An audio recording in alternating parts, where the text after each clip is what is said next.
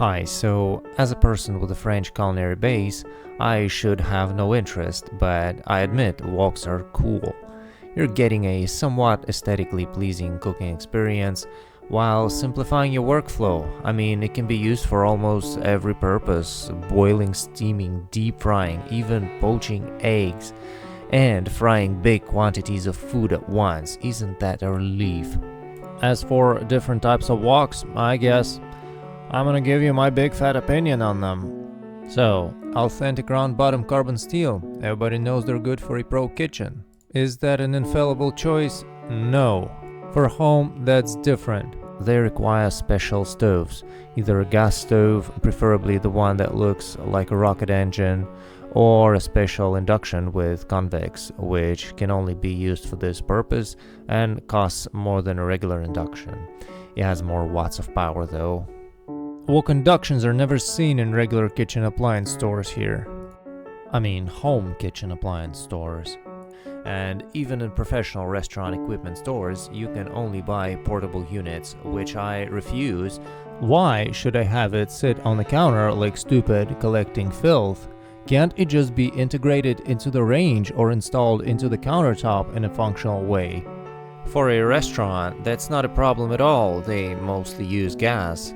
Using gas is almost a necessity for restaurants where I live because of more or less frequent power outages, which, even if it happens once in a quarter, still makes a decent amount of guests unhappy, especially if the place is working for takeout and delivery, so gas is the king. But all of us go home and cook meals for ourselves. Our city doesn't provide gas for residential homes. I mean, you can still manage to get a gas cylinder, which is something more often seen in suburbs where people live in a big house with their own garden and have worse electricity. In a flat, you will have difficulties buying and servicing gas burners here. I tried cooking with a portable gas stove though. It doesn't hold a big weight of wok full of food, easy to flip, it's also not made for round bottoms, and it's dirty. So my choice is the flat bottom. It's compatible with everything: electric stoves, gas stoves, and flat induction, which is what I'm using. Mine doesn't look that cool though. But admittedly, concaved induction stove is many times better. You can tilt the wok as you want and toss the food inside without ever lifting the wok from the heat. On the flat induction, you have to lift it from the heat, which stops the cooking, and you also need to be gentle while putting it down as to not break the glass stovetop by smashing on it a heavy wok full of fried rice. But flat induction is easy to get and maintain and comes as an integrated unit. And if someday I decide to move to another apartment, which is possible, let's be honest, a rental apartment is not gonna have a round wok stovetop. Everything else is the skill. Flat bottom wok does whatever you want. It's not suitable for only one purpose: deep frying. The flat bottom will use way too much oil. All the other cooking techniques are manageable, or some even better. You know, to successfully use the flat bottom, you gotta take advantage of it, not avoid it, wishing that, oh, I better had the classic one. What was that, an Eric Cartman impression? Anyway, so I settled for something I already found the most universal, compared to a normal stainless steel pan, which I use for most frying.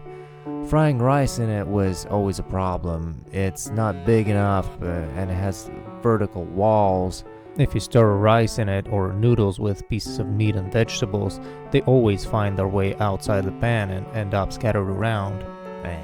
Just not enough surface to move around unless you're doing a Barbie-sized portion. So I got myself a wok. A stainless steel wok. How about that?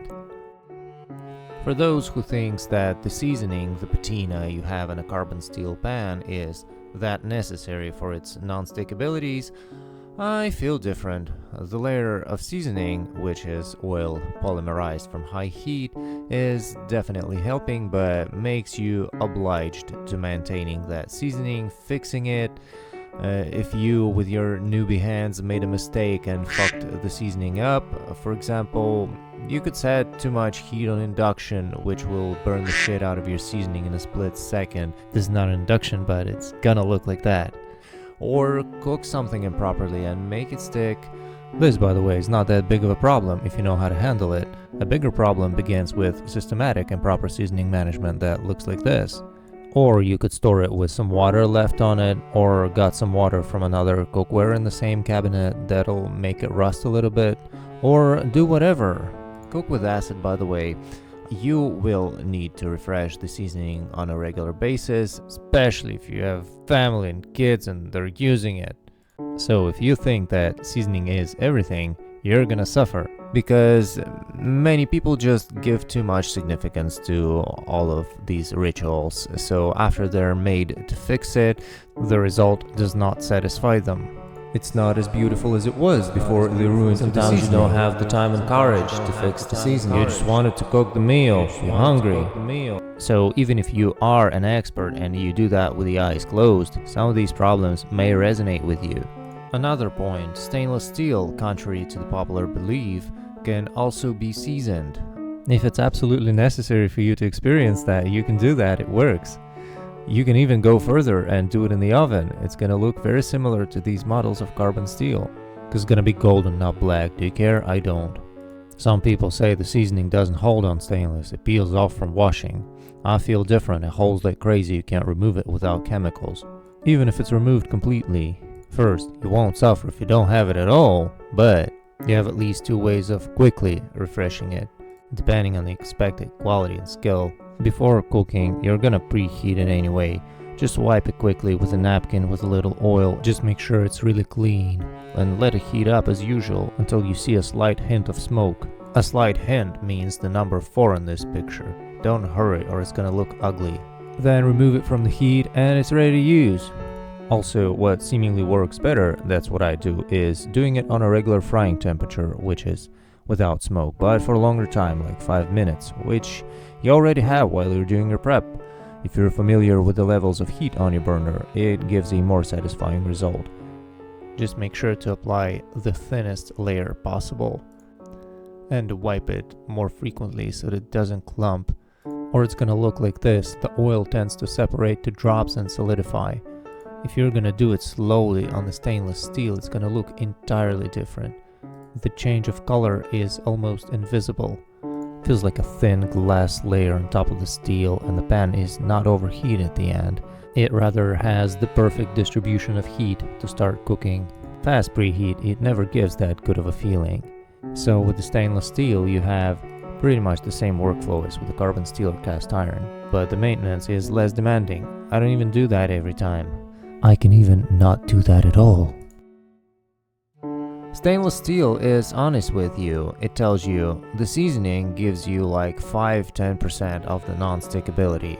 The rest is your skill of managing the Leidenfrost effect you get from preheating the pan. Remember the mercury test? You put a couple drops of water to the preheated pan, and if it's hot enough, instead of evaporating, the drops will stick to each other and form a big drop that will roll on the surface like a mercury ball without evaporating for a long time. For example, this drop was casually rolling on the hot pan for 2.5 minutes. The food does the same. It will not stick and will be hard to burn even if it's an omelette, because it forms that protective layer of vapor from the contact with the hot metal. On stainless, if you're screwed up and the food got stuck or burned, wash it however you want. You are not prohibited to use soap, fairy, even any hard detergent you want. You can even make a cocktail of all of that. Put it inside your pan and put it back to the stove while scrubbing it with the same metal spatula you used for stirring. Dry it, wipe it with a little oil before cooking just while it heats up. Make sure it's hot enough, for example, using the mercury ball test. And you're good to go. Next, you just start cooking. Add a fair amount of oil that will drop the temp a little bit. I store oil in the fridge. Make sure all the surface is covered. And immediately add the first batch of food, which will also drop the temp. Manage the heat as you add or remove ingredients and liquids. You can do that by the sound of sizzle. Its loudness tells you about the levels of temperature and moisture in the pan so that you can correct the heat. The sound, though, will diminish as the moisture content decreases. Also, any water-based liquid will drop the temperature to about 100 Celsius. Thus, water liquids should be the last thing in your cycle of cooking, otherwise the liquid will concentrate and eventually stick to the bottom. If you don't deglaze it with more water-based liquid or alcohol, it will burn as soon as the temperature raises from 100 Celsius to the frying temperature. So, if the rules for frying are the same as with the carbon steel, why bother? And you can cook any acidic ingredients in stainless steel, which gives you more freedom.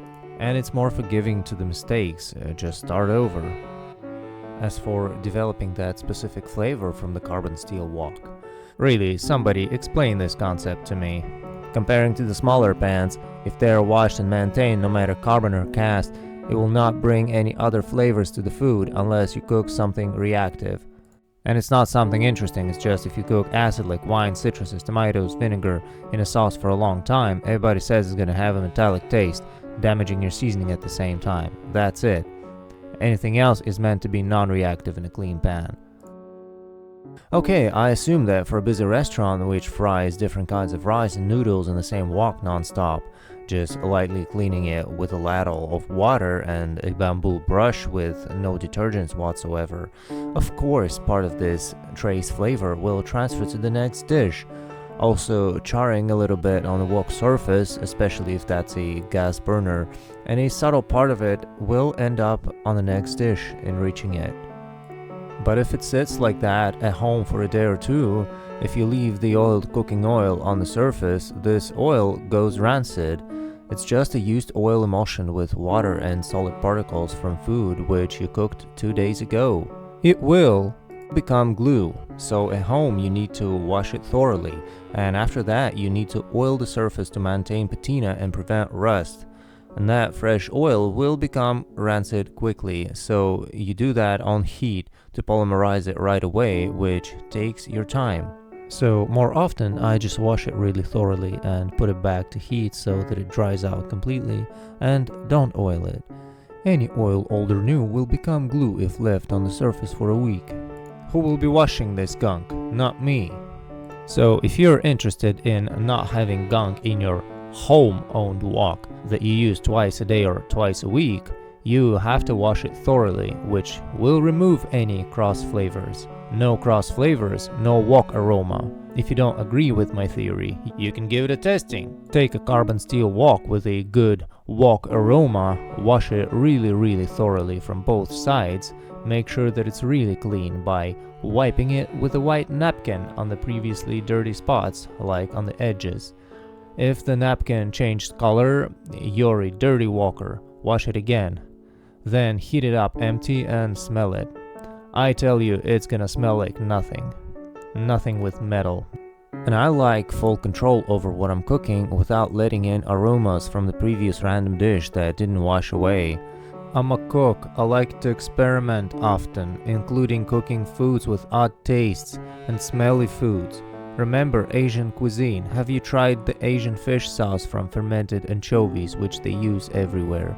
It smells like a homeless person's underwear. Do you want it transferred to the next dish? I don't.